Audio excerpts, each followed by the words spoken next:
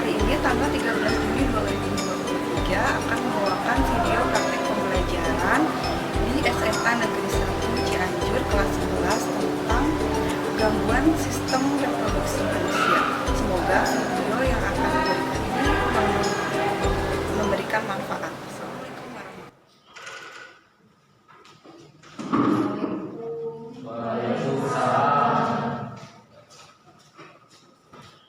Selamat pagi anak-anak, apa kabar? Alhamdulillah, sehat-sehat semuanya? Alhamdulillah. Udah pada sarapan belum? Hari ini sudah siap untuk mengikuti pembelajaran? Iya. Sebelumnya kita berdoa dulu ya, dipimpin oleh Aldi. Silakan Aldi, kita berdoa. Sebelum kegiatan baiknya kita berdoa sesuai kegiatan masing-masing juga.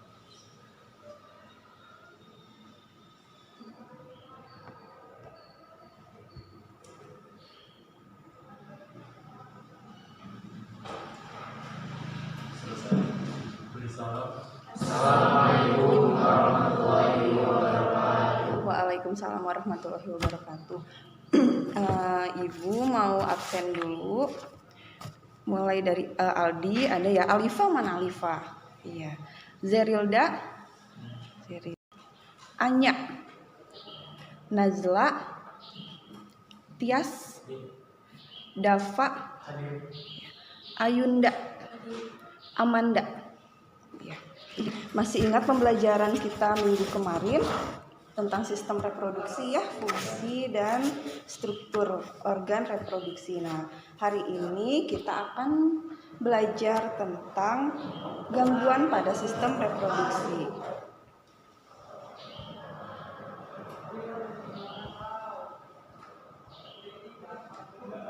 Gangguan pada sistem reproduksi, baik sistem reproduksi manusia baik pria maupun wanita.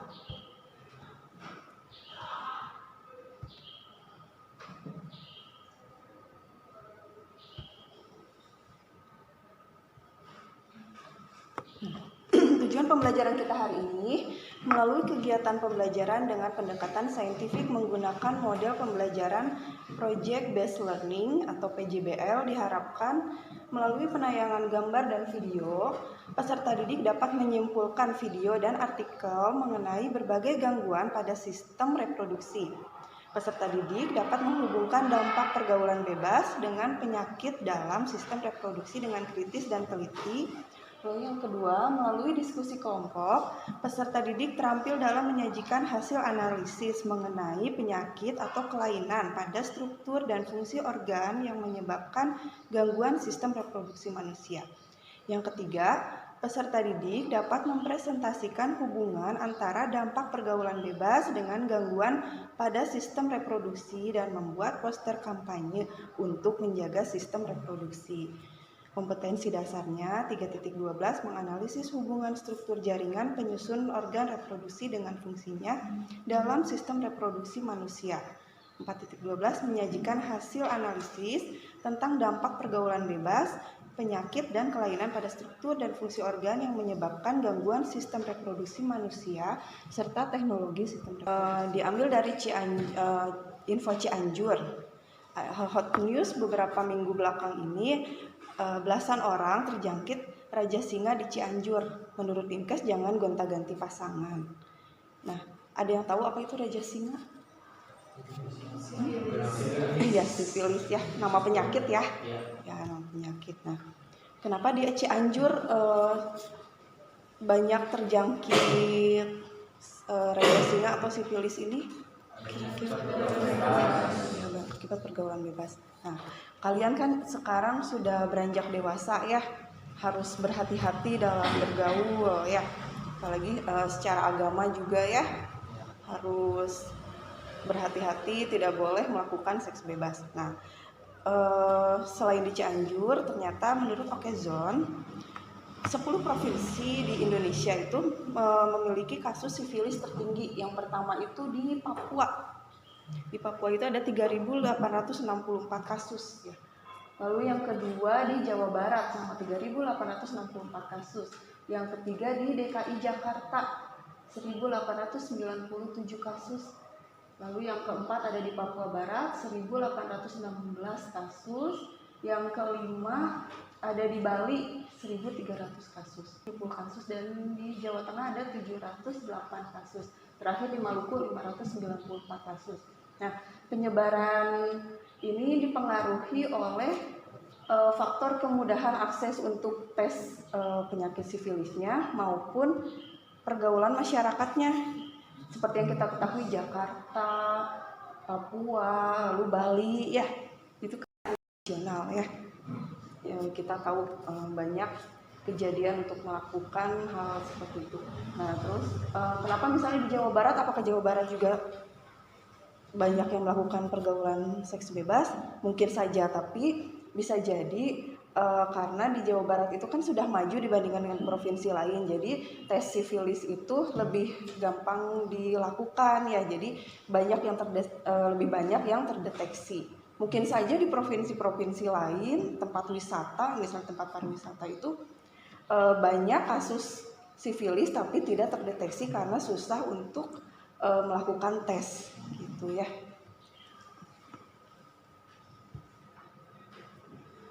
Nah ini, seperti apa sih sifilis ini? Nah, sifilis adalah penyakit menular seksual yang disebabkan oleh bakteri Treponema pallidum.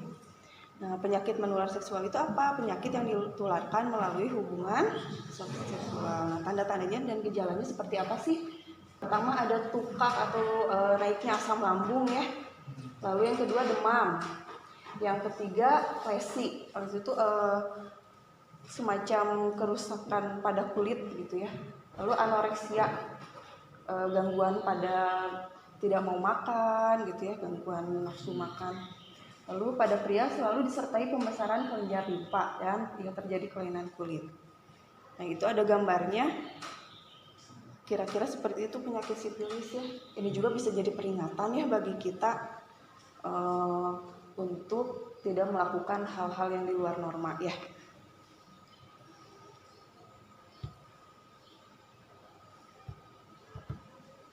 Coba kita lihat, Ibu punya video tentang gangguan pada sistem reproduksi manusia. Kita simak dulu videonya ya.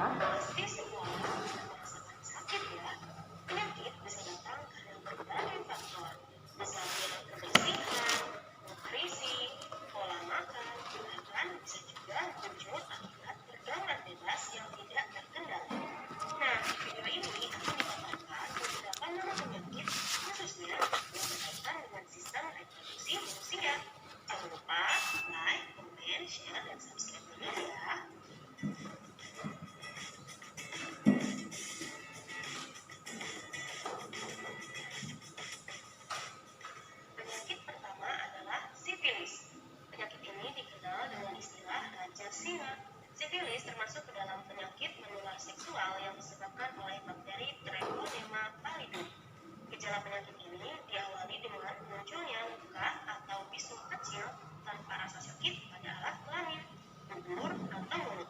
Tapi lama-kelamaan luka tersebut menjadi sangat sakit, seperti dengan demam, sakit kepala, nyeri sendi, bahkan dapat menyebabkan kerusakan otak, jantung, kelumpuhan, bahkan impotensi, juga kematian. Penyakit kedua adalah gonore. Mirip seperti sifilis, penyakit gonore disebabkan oleh bakteri juga.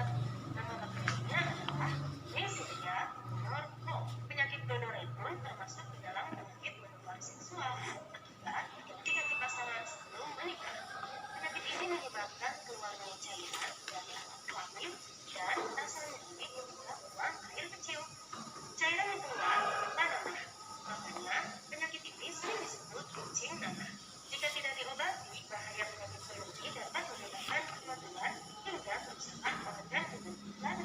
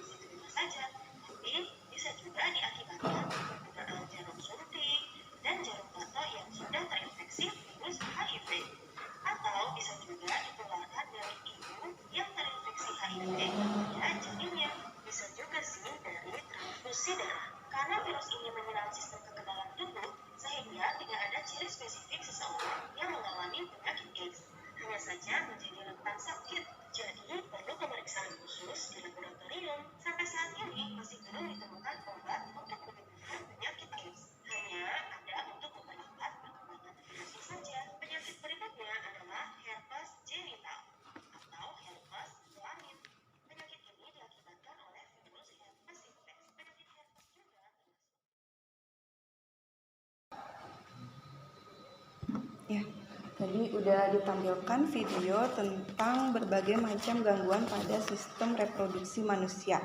Nah, kita bahas lagi gangguan pada sistem reproduksi manusia. Itu kan banyak ya.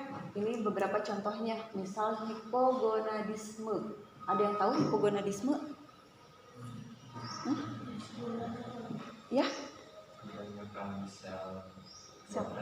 Sel gonad. Nah, coba yang lain. Yang lain ada lagi? Yang kira-kira pernah dengar hipogonadisme? Ya, gonad itu kan berarti berhubungan dengan sel. Ya, ini adalah gangguan pada penurunan fungsi testis. Ya, akibat apa? Akibat dari gangguan interaksi hormon androgen dan testosteron. Nah, apa dampaknya? Kira-kira apa dampaknya kalau misalnya ada gangguan pada interaksi hormon? Iya, gangguannya seperti infertilisasi, lalu ada impotensi dan kurangnya ciri-ciri kepriaan gitu ya, tanda laki-lakinya kurangnya. Gimana cara menanggulanginya? Penanganannya seperti apa kalau kayak gitu? Tadi kan gara-gara hormon nih. Nah, penanggulangannya apa? Diberikan terapi hormon. Primer itu biasanya sampai umur 16 tahun seorang perempuan itu belum mengalami haid. Ya, berarti dia ada gangguan ya pada sistem reproduksinya.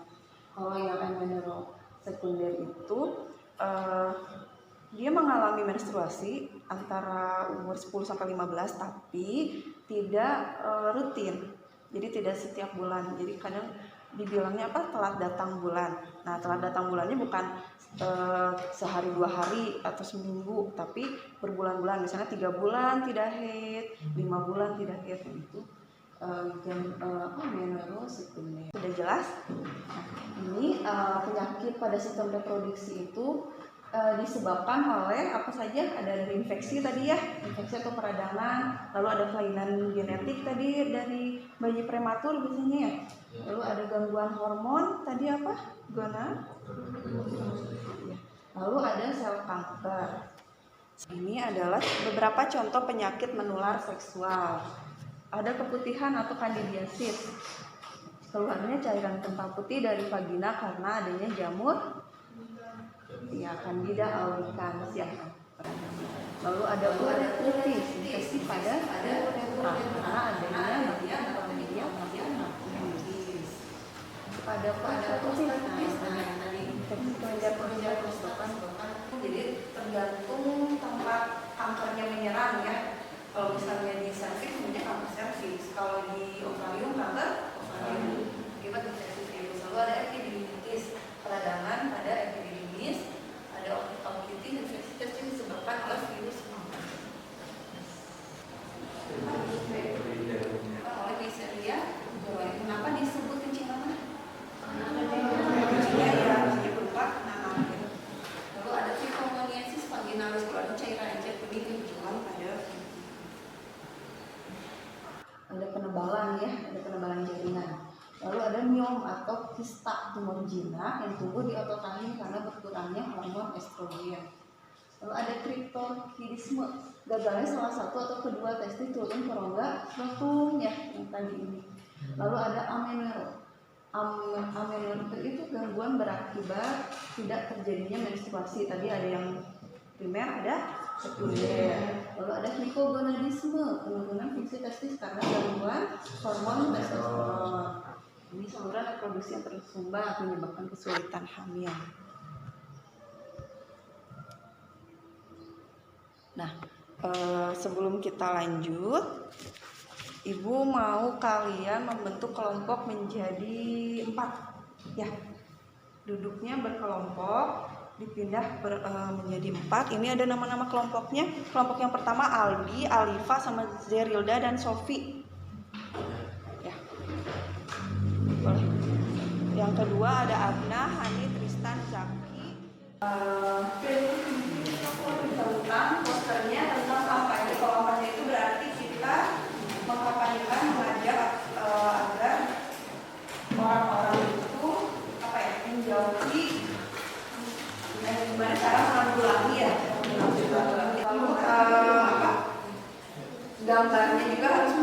ya, warnanya harus berlari. Lalu ada hubungan antara isi dan kata-katanya harus sesuai. Kita menggunakan aplikasi ya, bukan bisa menggunakan aplikasi. Biasanya kita pakai Canva ya.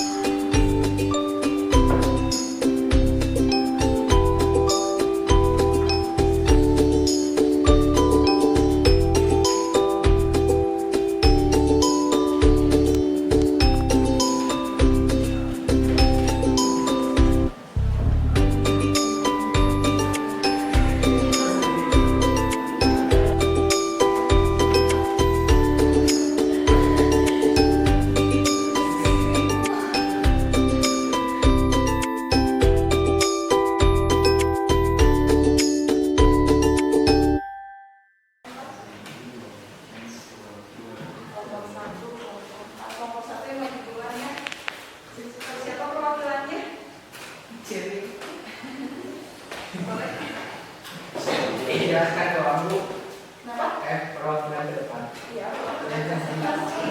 Assalamualaikum warahmatullahi wabarakatuh.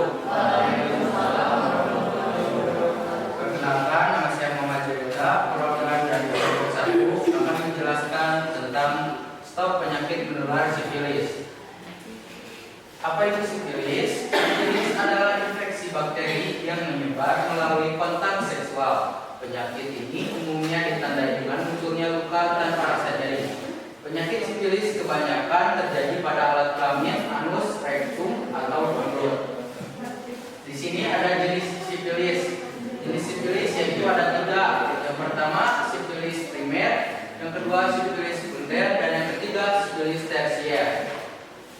Di sini ada cara penularan. Yang pertama, melalui hubungan seksual. Sering berhubungan seksual dengan bergonta-ganti pasangan, tidak menggunakan kondom. Yang kedua, melalui transplasenta. Penularan ini terjadi ketika bayi masih di dalam kandungan melalui transplasenta. Infeksi sifilis dapat menularkan dari ibu ke bayi saat proses melahirkan. Yang ketiga, melalui transfusi darah atau donor organ. Memastikan darah yang didonor bebas dari penyakit sifilis. Kemudian ada cara pencegahannya. Yang pertama, gunakan kondom ketika berhubungan seks. Yang kedua, tidak bergonta-ganti pasangan. Yang ketiga, lakukan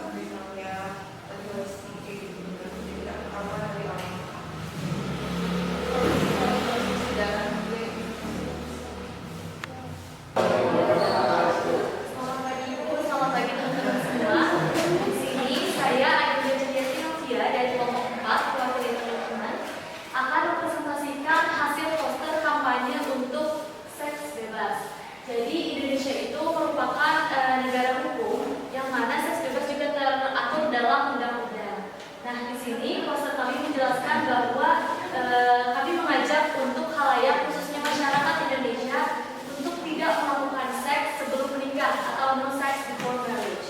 Nah, di sini kenapa kita harus mencegah seks bebas sebelum menikah? Karena pertama, seks bebas itu bisa mengancam baik fisik maupun mental kita. Cegah resiko penyakit kelamin dengan tidak melakukan hubungan seksual bebas dan hubungan seksual sebelum nikah. Bisa menyebabkan kehamilan di luar nikah dan juga bisa menyebabkan penyakit-penyakit yang ditularkan oleh pasangan yang melakukan seks bebas tersebut. Bisa seperti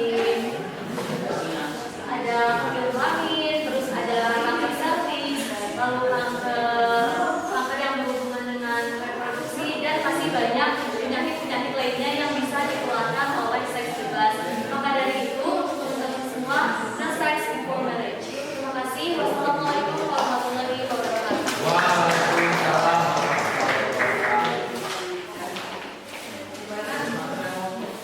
Ada masukan? Lalu kelompok yang selanjutnya yang udah bisa pilih dari kelompok 2, perkenalkan dulu namanya. Ya, assalamualaikum warahmatullahi wabarakatuh. Perkenalkan, saya Tristan Wijayanto, perwakilan dari kelompok 2. Di sini saya akan mempresentasikan konten tentang AIDS. Seperti sih kalian, kalau di Indonesia itu kasus AIDS-nya sudah mencapai 520.000. Nah, lalu apa sih itu AIDS? Pasti kan sudah dengar kan? Sering dengar gitu kan? Nah, AIDS itu adalah stadium akhir dari infeksi HIV pada tahap ini. Penguat tubuh juga kalau infeksi sudah hilang sepenuhnya. Lalu ada penyebab utamanya AIDS, yaitu penyakit HIV disebabkan oleh human immunodeficiency virus atau HIV. Sesuai dengan namanya ini, jika tidak diobati, HIV dapat makin memburuk dan berkembang menjadi AIDS. Lalu penyebab penularan HIV dan AIDS, yaitu yang pertama ada bergonta-ganti pasangan dalam melakukan hubungan seksual serta tidak menggunakan alat kontrasepsi, menggunakan jarum suntik yang telah dipakai oleh orang lain, menggunakan alat makan bersama-sama dengan penderita HIV, transfusi darah yang alatnya tidak steril, mengidap penyakit STD atau penyakit hubungan seksual lainnya. Lalu di sini ada pencegahan HIV dan AIDS. Pertama, tidak melakukan hubungan seks sebelum menikah, tidak berganti-ganti pasangan seksual, menggunakan kondom saat berhubungan seksual, menghindari penggunaan obat terutama jenis suntik, mendapatkan informasi yang benar terkait HIV dan melakukan kampanye bersama bagian-bagian. Oke, sekian dari saya. Assalamualaikum warahmatullahi wabarakatuh.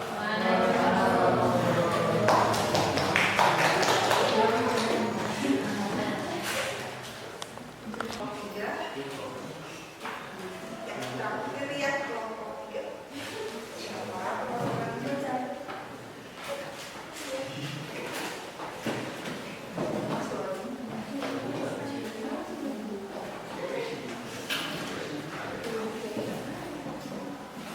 Waalaikumsalam.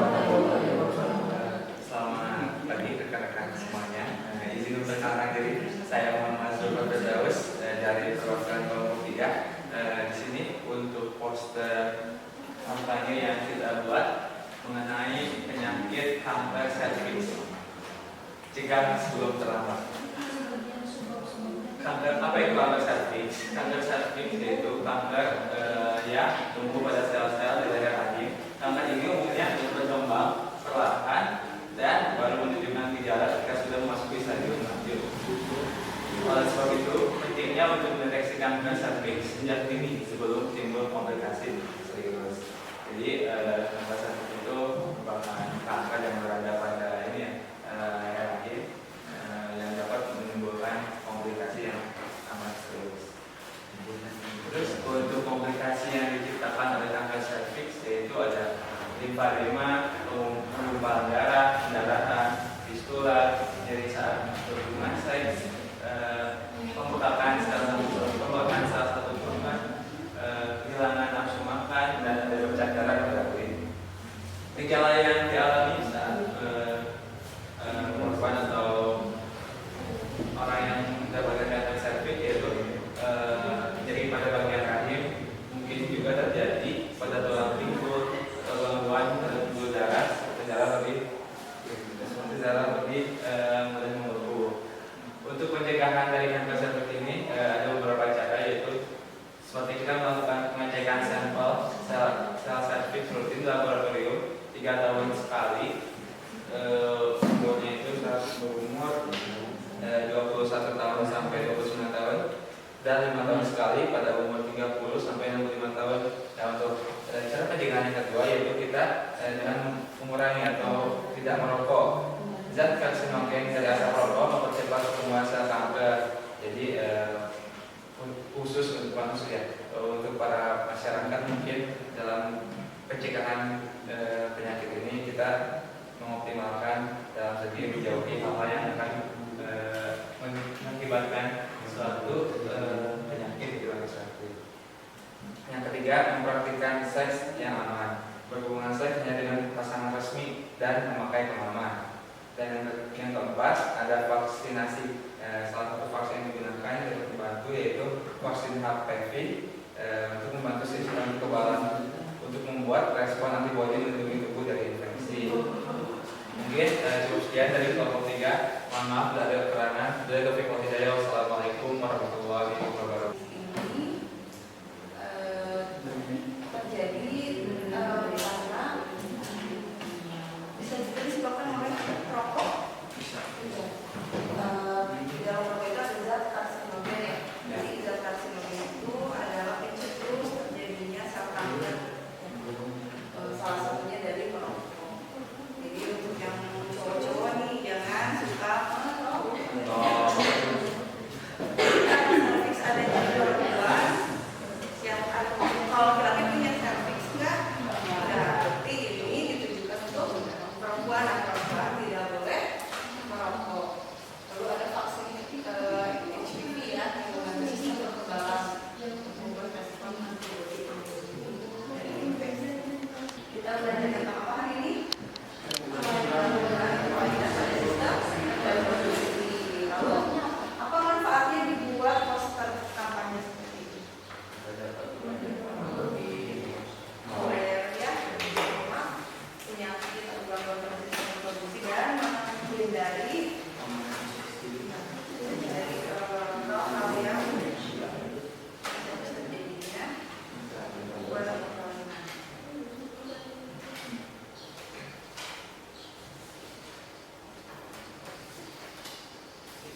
Nanti hasil dari poster kampanye yang sudah kalian buat itu diunggah di sosial media.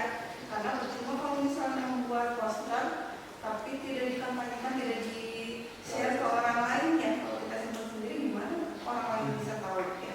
Jadi diunggah di sosial media masing-masing. Baik, ada yang mau ditanyakan? Sebelum kita masuk ke pelajaran, sudah jelas. Kita kembali ke materi masing-masing. Kita tutup pelajaran ya. Kita